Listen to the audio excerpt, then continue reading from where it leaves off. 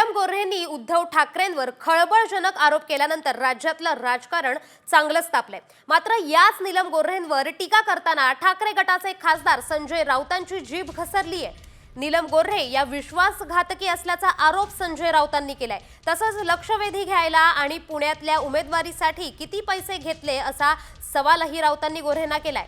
या आरोपानंतर आपल्यावर हक्कभंग आणून दाखवा असं चॅलेंजही संजय राऊतांनी नीलम गोऱ्हेंना दिलंय। निर्लज्ज बाई आहे, निर्लज्ज नमक हराम।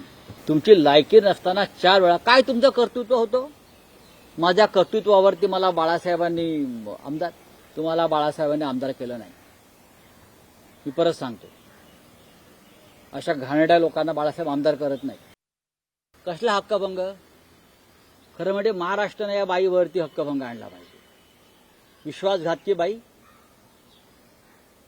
काय तिला कमी केलं होतं द्यायला माननीय उद्धव साहेबांनी? हक्कभंग वगैरे मला धमक्या देऊ नका हो। आम्ही सगळं तुरुंग वगैरे भोगून आलेलो आहोत, सगळे ईडी झालं, सीबीआय झालं, हक्कभंग पण झालेत आमच्यावर संसदेचे। लक्षवेधी लावायला, प्रश्न विचारायला, प्रश्न आल्यावरती संबंधितांना बोलवून डील करा। माझ्याकडे सगळे माहिती आहे आणि पुराव्यास आहे।